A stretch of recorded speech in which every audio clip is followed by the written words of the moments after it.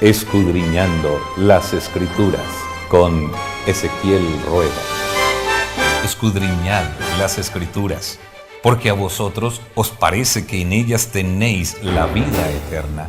Gracias por acompañarnos. Este es el programa Escudriñando las Escrituras. Cada semana un tema para el crecimiento espiritual. Estamos aprendiendo de aquellos que comenzaron esta obra de predicación una vez Jesús estableció su iglesia, y nosotros que debemos terminarla, sin duda, estamos aprendiendo cosas que edifican, cosas que nos ayudan a crecer espiritualmente.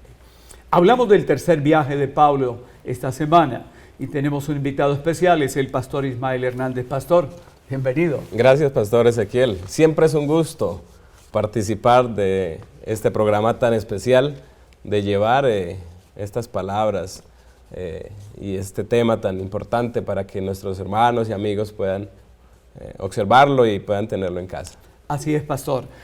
Me parece que un punto de partida en este análisis de este tema es el texto de la semana. Tiene mucho contenido. Voy a permitirlo, pastor, leerlo y usted nos comenta. De ninguna cosa hago caso, ni estimo preciosa mi vida para mí mismo, con tal que acabe mi carrera con gozo y el ministerio que recibí del Señor Jesús, para dar testimonio del Evangelio de la gracia de Dios. Pastor, escuchamos. Es un texto bastante interesante y bastante diciente, ¿cierto? Es una conclusión que el apóstol saca de lo que es verdaderamente un ministerio, de lo que es realmente una misión, cómo llevar a otros realmente y haciendo caso omiso a lo que él quiere, a lo que personalmente puede aspirar. Y bueno, en la vida del apóstol Pablo vemos que realmente él sí dejó todo y siguió a Jesús. Niéguese a sí mismo, tome su cruz y sígame. Sí. Y nota uno, pastor, cómo el texto bíblico dice, ni estimo preciosa mi vida para mí mismo, ¿no? O sea, dispuesto a entregarse. Más importante, llevar la misión, llevar el mensaje, viajar, porque estamos hablando del tercer viaje de Pablo, ¿cierto? El tercer viaje misionero. Es más importante ir atravesando mares, situaciones difíciles en los lugares donde llegaba. Es más importante eso para el apóstol que los peligros, ¿no? Bueno, es una gran reflexión para nosotros hoy en día. No, y muy profunda ahora que usted menciona de los viajes, porque es que no estamos ahorita hablando de una época que fuera como la nuestra, de barcos, de aviones, de transportes. No, era todo un sacrificio. Bastante. Realmente analizamos, nos ponemos a pensar cómo era realmente esta situación, ¿no? Un viaje hoy en día lo podemos hacer a lugares relativamente lejanos en pocas horas. Eso eran en barco muchos días. Naufragios, tempestades. Wow. Cosas muy difíciles. Sin embargo, pues me encanta la parte final del versículo 24 de Hechos 20, porque todo esto él lo hacía para dar testimonio del Evangelio de la gracia de Dios. O sea, era la expresión de gratitud de lo que Dios había hecho en él, ¿no? Así es, totalmente. Pastor, hablemos de Éfeso, esa primera experiencia, varios personajes, Apolos, Aquila, Priscila, ¿qué podemos comentar al respecto? Bueno, el apóstol Pablo siempre hizo sus viajes y siempre confirmaba, y luego volvía a reconfirmar a los hermanos. Importante eso, permítame, pastor, porque noto que en la introducción del tema se habla que una frase abarca los primeros kilómetros de él, 2.400, y era confirmando. ¿Por qué es importante confirmar los creyentes en un ministerio para el Señor? Bueno, eso realmente se trata del discipulado, ¿no? Cuando nosotros damos el Evangelio a conocer a las personas y vamos y visitamos y entregamos la palabra, es bueno hacer un seguimiento. Y eso es lo que hacía el apóstol Pablo. O sea, él evangelizaba, sembraba la semilla y luego venía y confirmaba a los hermanos en el Señor. O sea, les animaba. Así es. Y encuentran a Apolos poderoso en la Escritura y sin embargo dos laicos, Aquila y Priscila, lo tienen que estudiar un poco más. Así es. Y el apóstol Pablo visita a esos hombres y mujeres que precisamente están entregados también en la causa. Ellos también haciendo sacrificios y entregando sus dones, sus bienes y su tiempo al servicio, creyendo y considerando el mensaje de salvación para que otros también puedan llegar a Él, ¿no? Pastor, y me llama la atención un hecho, que este hombre era, volviendo al caso de Apolos, poderoso en la Escritura, le encontramos necesitando conocer más. Es que este conocimiento es inagotable, ¿cierto? Totalmente. Nadie puede decir que ya lo sé todo. La fuente del conocimiento divino, de la salvación, de la sabiduría celestial es inagotable. Así que siempre que vamos al Señor, siempre que vamos a su palabra, vamos a encontrar un alimento, vamos a saciar nuestra sed espiritual. Y este hombre, aunque era versado, elocuente, ¿cierto? Sin embargo, cada vez que recibía la visita del apóstol, pues era confirmado, o sea que entendía, le agradaba y encontraba en esa visita pues una bendición, ¿no?, para su vida.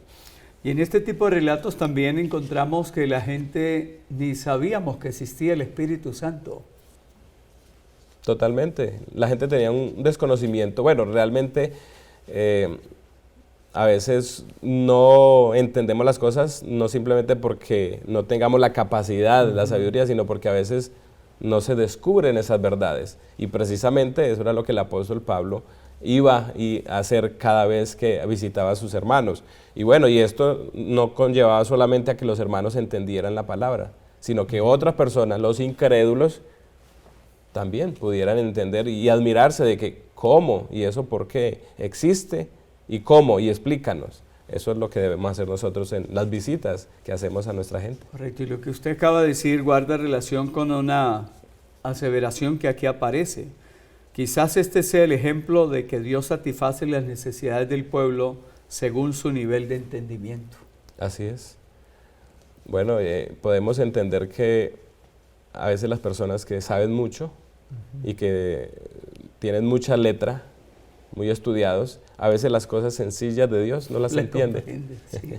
Y a veces, ¿saben? A veces hay temas que quizás en la iglesia o el hermano, la persona dice, pastor, es que yo no entiendo, mire que yo no comprendo, mire que... bueno, hay cosas que hay que pedir sabiduría al Señor para entender. Y Éfeso tiene una segunda parte porque encontramos que allí la gente levanta una oposición contra el apóstol, especialmente su celo por sus dioses que tenían y una diosa especialmente que vieron en riesgo su adoración. Claro, de que por supuesto siempre el diablo va a tener su contrapeso, él tiene sus estrategias y obviamente el diablo tenía a esos lugares, los tenía bajo su manga, bajo su dominio y tenían obviamente la idolatría y pues tantas cosas más.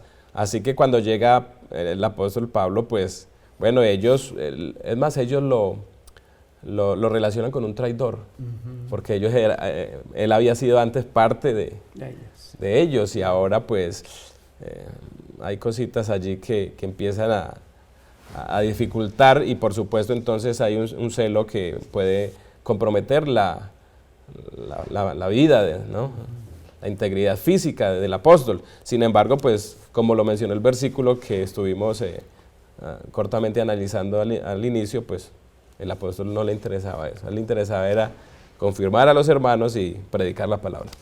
O sea, pastor, que un verdadero misionero, no importa la oposición, va hacia adelante siempre, ¿no? Porque oposición de los suyos, los judíos, y oposición de la gente pagana también. Sí, y por supuesto, aún en los mismos hermanos, en algunos había cierto recelo, porque pues venía de perseguir, no se sabía, ¿cierto? Sin embargo, pues, pastor y apreciados amigos, siempre la verdad va a tener oposición.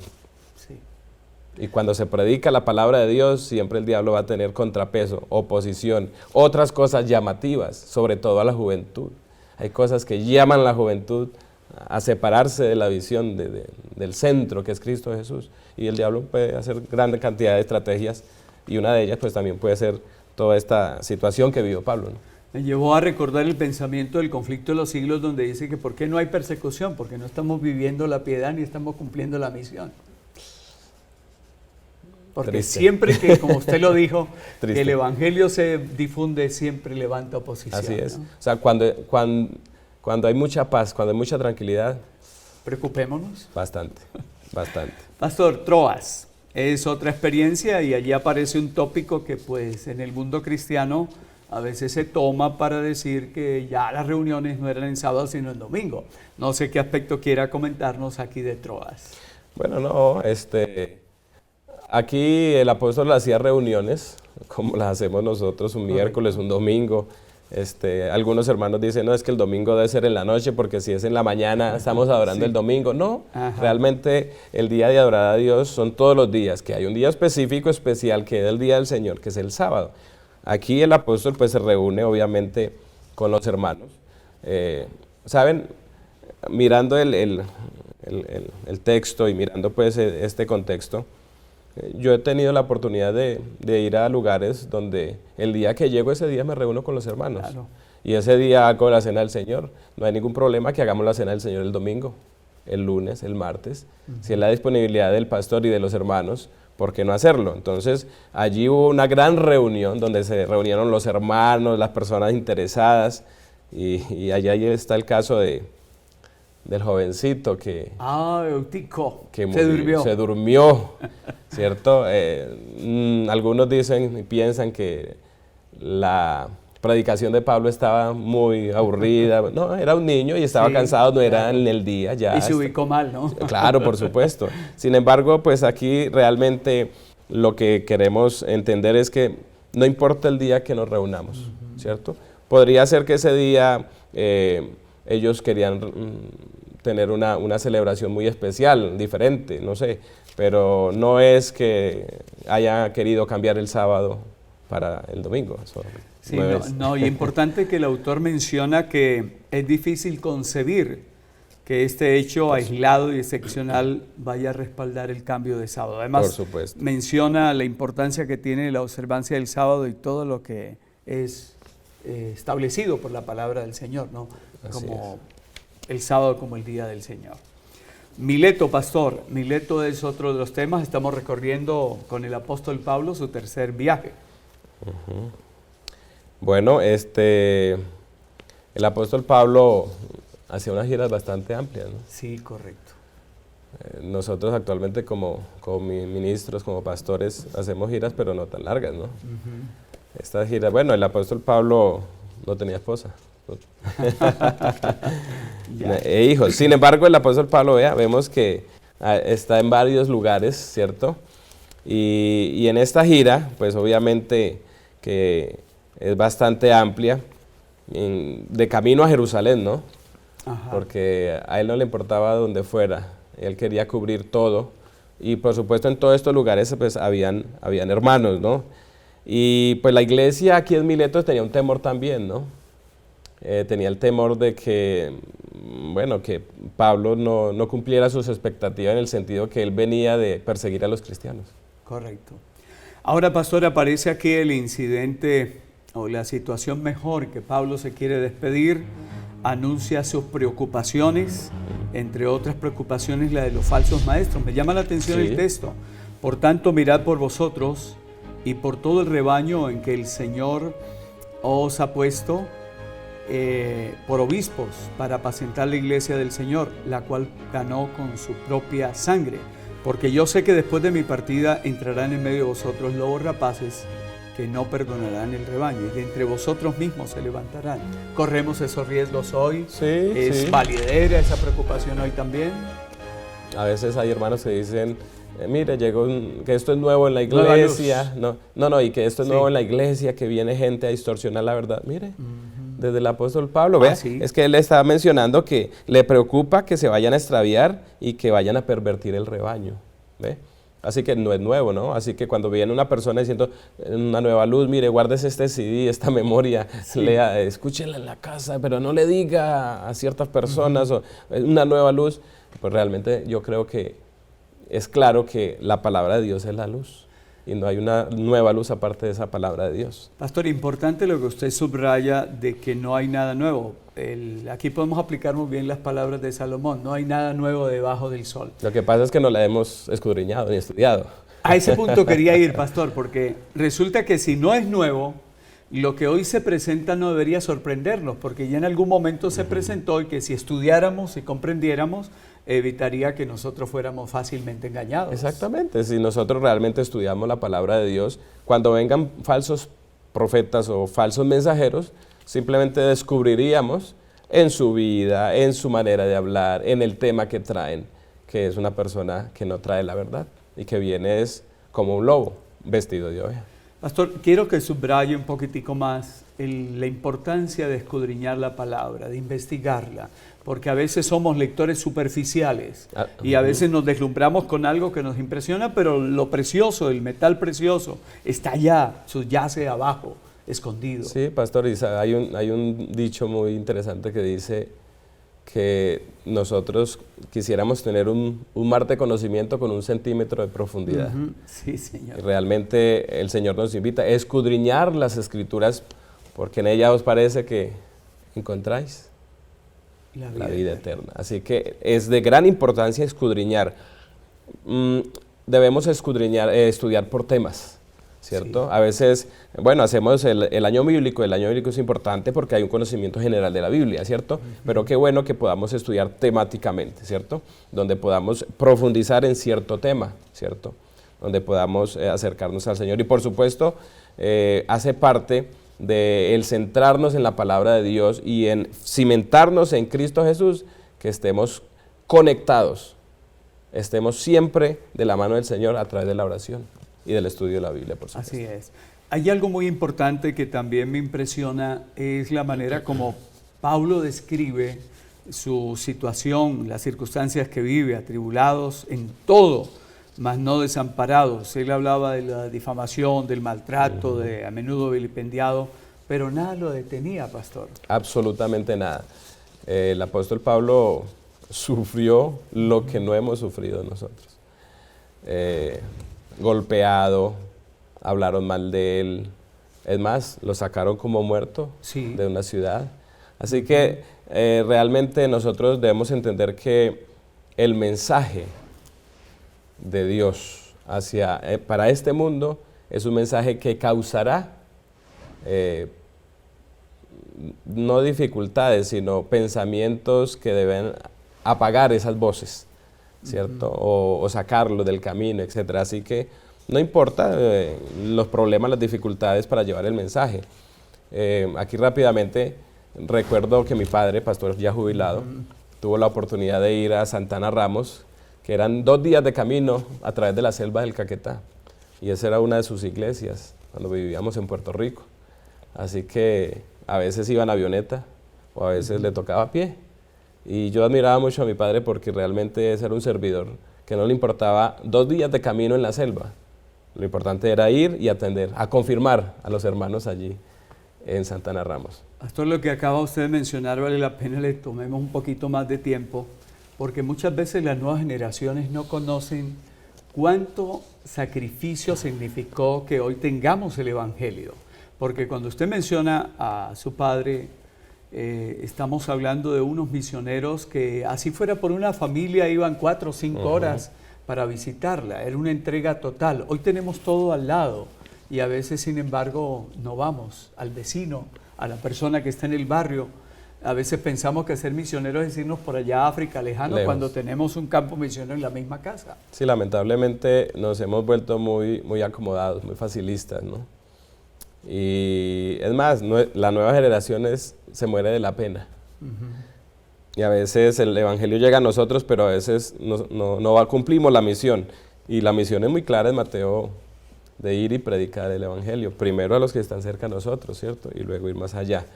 Realmente la historia de los iniciadores de la obra, los pioneros, la iglesia apostólica, donde realmente uno ve que lo más importante es Dios, a través de la obra que la hace la persona.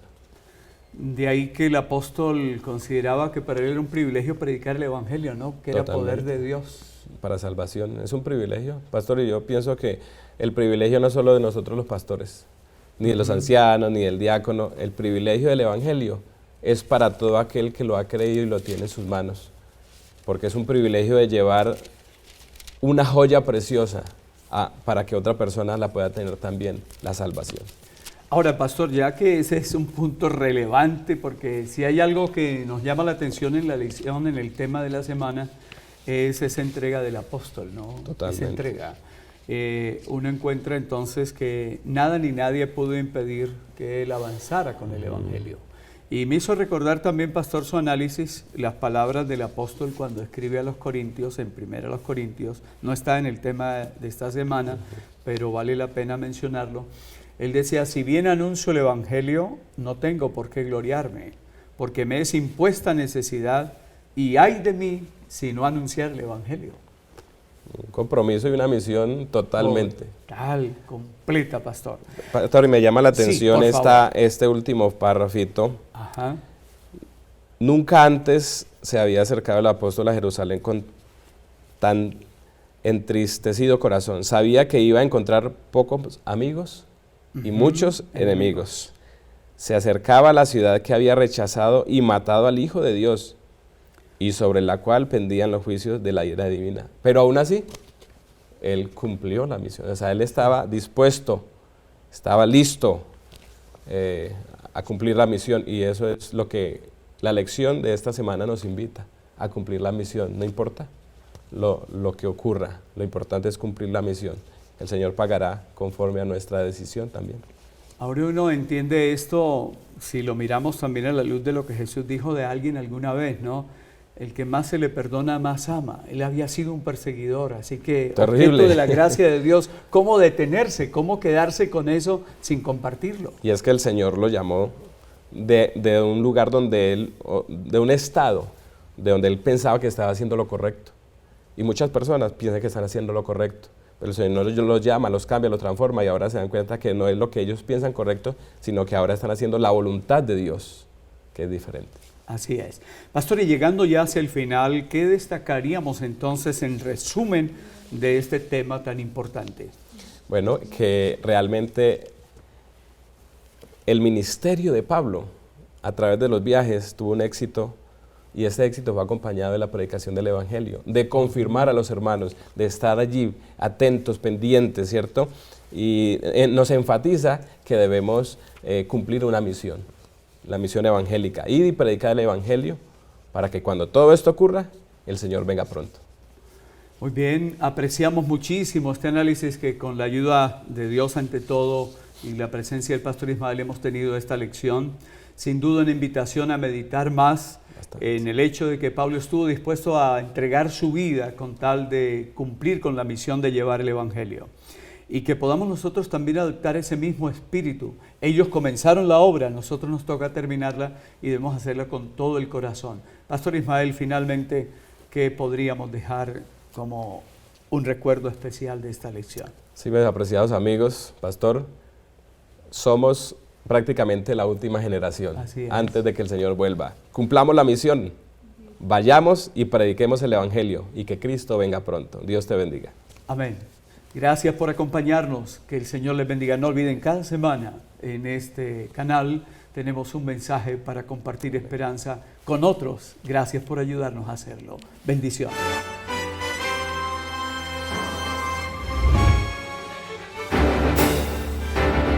Hacemos nuestros ojos,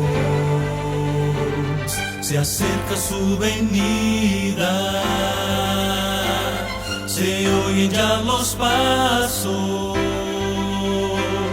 del Rey que se aproxima.